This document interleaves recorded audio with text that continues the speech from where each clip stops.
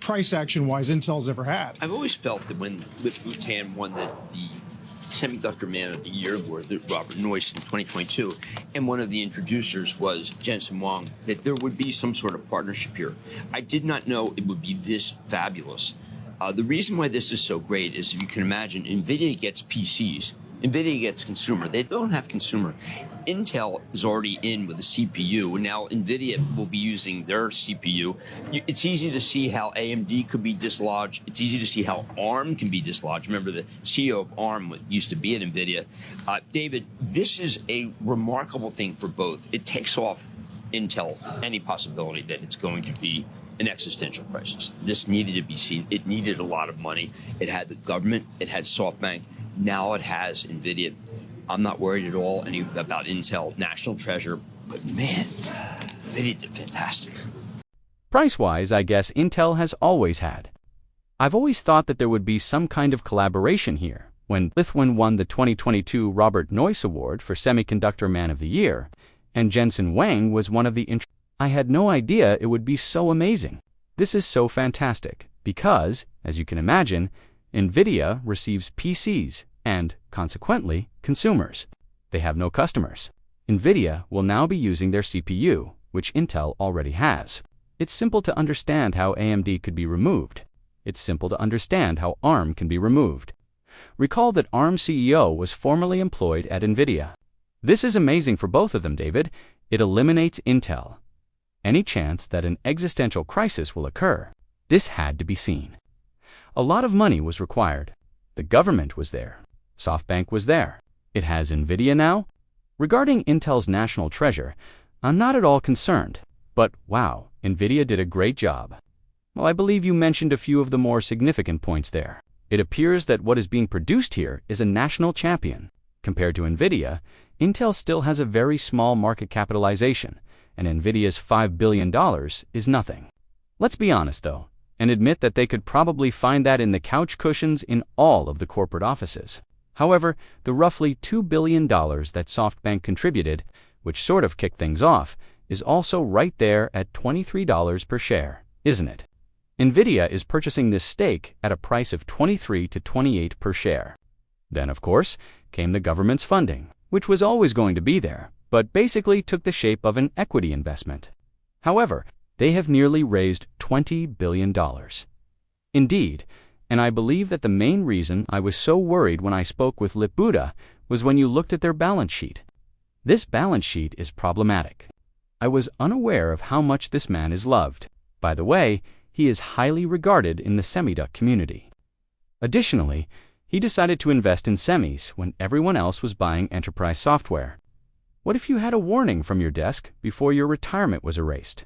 Your retirement account could be wiped out overnight if you don't purchase this product. There is only 100 pieces available, so order yours right away using the link below. A 50-bag turnaround cadence. And Carl, I believe that this solidifies NVIDIA's position as the company with the most comprehensive product. From the PC to the most expensive, you go all the way. Well, the question of whether NVIDIA would ever enter the PC market has always existed. It's amazing. So yesterday, we were all discussing China and NVIDIA. At this point, we ought to discuss NVIDIA as the titan. At one point, they attempted to purchase ARM. This is superior. This is superior to its superior. They are not required to purchase ARM. It's packed with stuff. I like PCs, you see. There was nothing for them to do. It is the most valuable company in history. Look, cell phones with ARM are fantastic. It's simply fantastic. And for that reason, I believe the antitrust laws prevented you from doing so. However, I've always believed that NVIDIA ought to be a part of the PC, and we do. Meanwhile, you brought up ARM, which had a pre-market decline of roughly 4%. I'm reading a viewpoint in today's Wolf Note. AMD does, in fact, have its own CPU-GPU combination. It will be intriguing to observe if AMD and NVIDIA make any announcements akin to today's. Given that they are competitors, that would be absolutely amazing. However, I believe that people need to realize that there isn't a lot of animosity in this group. When I say rivals, I guess this group is somewhat anti-Chinese. They are not at odds with one another. Additionally, I'm aware that yesterday I was attempting to determine who is excluded and whether. AMD gains anything from yesterday's events in China. It's unclear. I assumed it would. It's unclear. However, since AMD owns the GPU, I will say that these businesses are enemies in the sense that I would be shocked if AMD struck a deal with them. It's difficult to imagine that. Yes, they were best friends. Though ARM, it's unclear, in my opinion, if ARM can still be a partner. Carl, however, pointed out that this is obviously not a foundry deal, don't you think? Well, I'm just looking at the stock prices of Intel. Take a look at the foundry. Take a look at the stocks of semiconductor capital equipment, because, in my opinion, people now believe that Intel will be able. Both Lam Research and ASML were up nearly 8. Because Intel was so in the hole, I believe there was always a concern that they might not be able to get paid. Correct? That's correct too. That will not be the case. But really, even though the government is clearly investing heavily to improve their capacity to manufacture in the US, do they still need to attract additional investment to the foundry? Are we aware of the strategy that will be used? We don't, but we are aware of the foundry industry. Foundry is fungible. You see? It is not fungible, in my opinion. It's either dedicated AI or nothing, in my opinion. It's clear that Nvidia doesn't require Intel's AI. I'm not sure how much of Intel's work is interchangeable. However, I would say that this is sufficient now. The balance sheet was in ruins. Really? It's not in ruins anymore.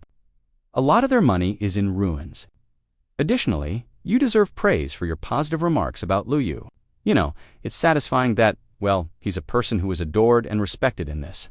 We've discussed a lot of what this means for Intel.